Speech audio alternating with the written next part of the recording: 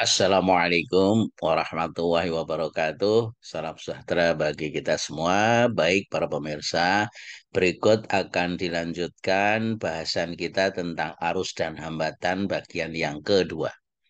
Bagian yang pertama telah dibahas tentang arus listrik, kemudian yang kedua tentang hambatan listrik. Selengkapnya bisa dilihat kembali pada video bagian yang pertama. Nah, untuk bagian yang kedua ini kita akan lanjutkan dengan hukum Ohm, kemudian daya listrik, energi listrik, dan dilengkapi dengan soal latihan. Kita akan awali dari pengertian hukum Ohm.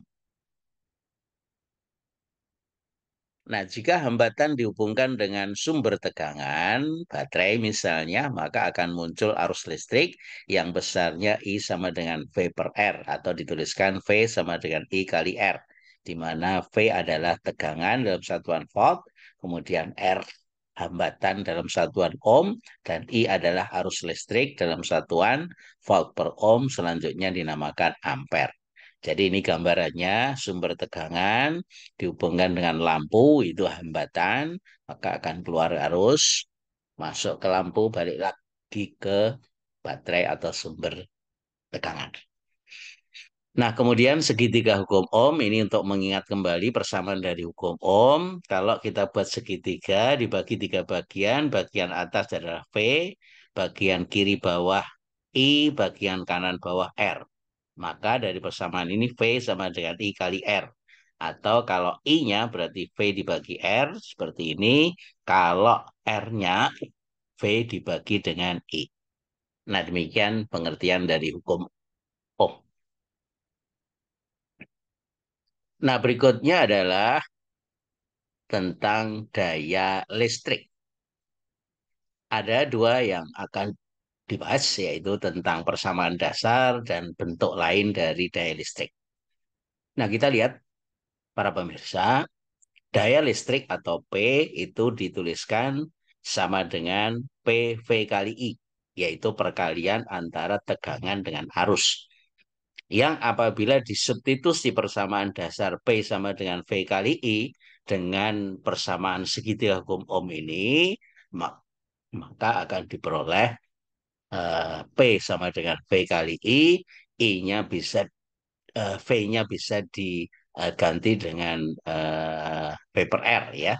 Nah, sehingga menjadi V kuadrat per R atau dari V kali I, maka V I-nya sama V-nya sama dengan I kali R, maka bisa dituliskan I kuadrat kali R. Nah, dari persamaan daya ini, V potensial satuan volt, kemudian I arus dalam ampere, kemudian R hambatan dalam ohm, dan daya listrik dalam watt atau joule per detik. Jadi daya listrik pada hambatan R adalah energi listrik yang diberikan kepada hambatan setiap satuan waktu. Nah, itu adalah pengertian dari daya listrik. Nah, kemudian yang kelima adalah energi listrik.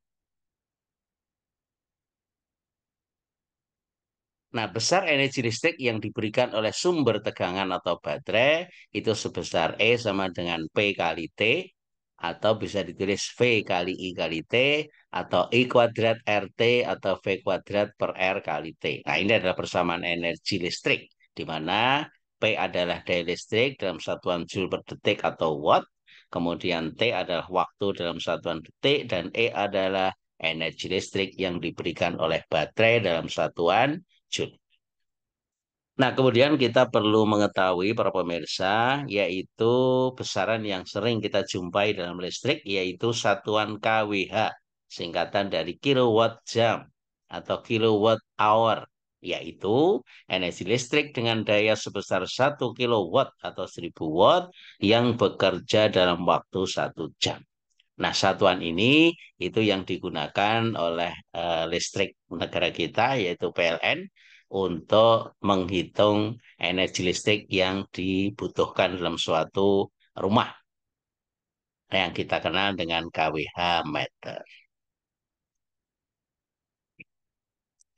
Nah, hubungan antara energi listrik dengan daya listrik itu dapat digambarkan dengan persamaan berikut ini. Nah, ini adalah persamaan yang berlaku pada arus dan hambatan serta dasar dari rangkaian listrik, para pemirsa, yaitu pertama arus I sama dengan Q per T, kemudian hambatan R sama dengan rho L per A, kemudian I arus V per R hukum Ohm atau V sama dengan I kali R, kemudian P daya listrik itu sama dengan V kali I atau V kuadrat per R atau I kuadrat kali R. Sedangkan energi listrik sama dengan P kali T sama dengan V kali I kali T sama dengan I kuadrat RT atau V kuadrat per R kali T. Nah, persamaan-persamaan ini dapat diperoleh dari lingkaran besaran listrik yang dipakai sebagai dasar untuk mengingat persamaan-persamaan yang berlaku dari bagian kiri ini, yaitu besaran pertama adalah arus I, kemudian hambatan R, kemudian tegangan P, kemudian daya P, yang masing-masing bisa dituliskan menjadi tiga persamaan di bagian luarnya. Nah, ini silahkan bisa dicermati untuk diingat bentuk-bentuk persamaan yang bisa digunakan di dalam pemahaman pokok bahasan arus dan hambatan.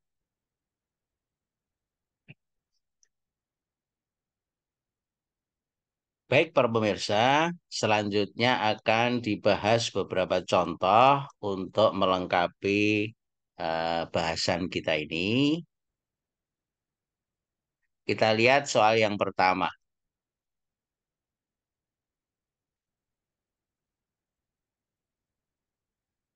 Sebuah pompa listrik tertulis 200 watt, 300 watt.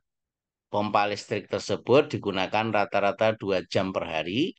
Jika biaya listrik sebesar Rp2.000 per kWh atau kilowatt hour, hitung biaya listrik yang diperlukan untuk menyalakan pompa tersebut setiap bulannya. Nah, satu bulan itu dihitung 30 hari. Nah, untuk menghitung itu di rumah-rumah tangga itu ada meter yang dipasang oleh PLN yang selanjutnya dinamakan KWH meter. Ada yang bentuknya masih lama seperti ini, yang ada jumlah angkanya yang menunjukkan jumlah KWH yang digunakan dalam rumah tangga, atau yang sudah berbentuk pulsa seperti ini. Nah, penyelesaiannya para pemirsa, jadi diketahui V-nya sama dengan 200 volt, dayanya 300 watt, dipakai rata-rata 2 jam per hari, biaya listriknya Rp2.000 per kWh, T total 1 bulan 30 hari. Nah, jadi waktu total selama 1 bulan itu berarti 2 jam per hari, dikalikan 30 hari berarti sama dengan 60 jam. Ya, sedangkan energi listrik untuk 1 bulan itu sama dengan E total P kali T total. Ingat persamaan dalam lingkaran yang telah ditunjukkan kepada pemirsa. Nah, ini kalau kita masukkan nilainya, P-nya 300 watt, dikalikan T totalnya 60 jam, menjadi 18.000 watt hour atau watt jam, dijadikan kWh, menjadi 18. Nah, sehingga biaya listrik selama 1 bulan itu 18 kWh, itu angka dalam meter ini akan berubah 18 angka, gitu ya. Nah, dikalikan dengan Rp2.000 per kWh, maka biayanya adalah Rp36.000. Nah, ingat bahwa para pemirsa, uang Rp36.000 itu baru hanya untuk pompa listrik ini saja, padahal di rumah tangga seseorang itu kan tidak hanya pakai pompa, ada pompa listrik, ada TV, ya, ada komputer, ada lampu-lampu, ada kulkas, mesin cuci, pompa listrik dan lain-lain, masing-masing dihitung satu-satu. Nah, sehingga total biaya masing-masing alat tadi dijumlahkan itu adalah biaya rekening listrik di rumah tangga tersebut.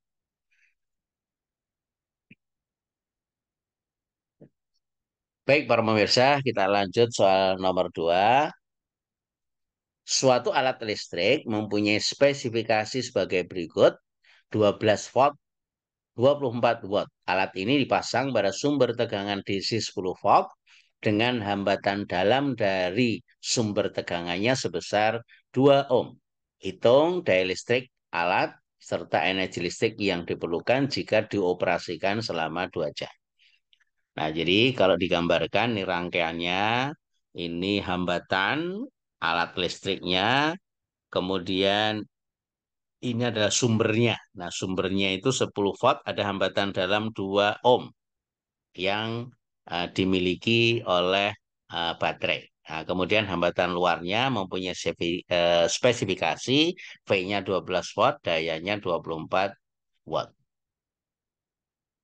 Nah, kemudian pertama kita akan hitung hambatan pada alat, yaitu dengan menggunakan persamaan R sama dengan V kuadrat per P, ya. Nah, V-nya adalah 12 watt, ini V alatnya dikuadratkan dibagi dengan dayanya P 24 watt, jadi ketemunya 6 ohm.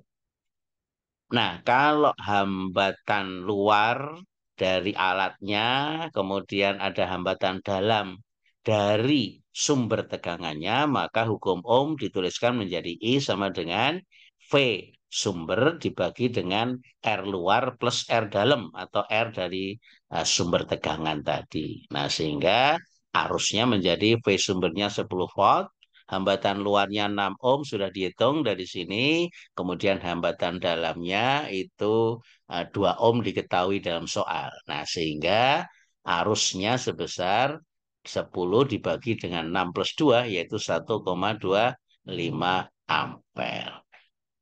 Nah, sehingga jawaban C, daya listrik P sama dengan pakai persamaan I kuadrat kali R, di mana I-nya sudah dihitung, yaitu 1,25 kuadrat dibagi dengan R-nya adalah hambatan luar saja, yaitu 6 ohm, ketemunya 9,375 watt.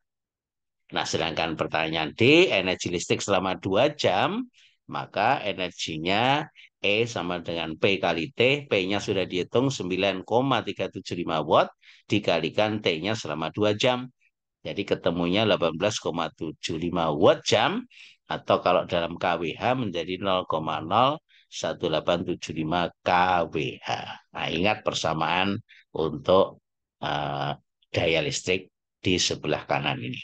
Demikian para pemirsa, mudah-mudahan dengan dua contoh ini bisa lebih memahami pokok bahasan arus dan hambatan. Kita akan lanjut nanti pada pokok-pokok bahasan selanjutnya dalam video yang lain. Terima kasih atas perhatiannya. Sampai jumpa lagi. Assalamualaikum warahmatullahi wabarakatuh.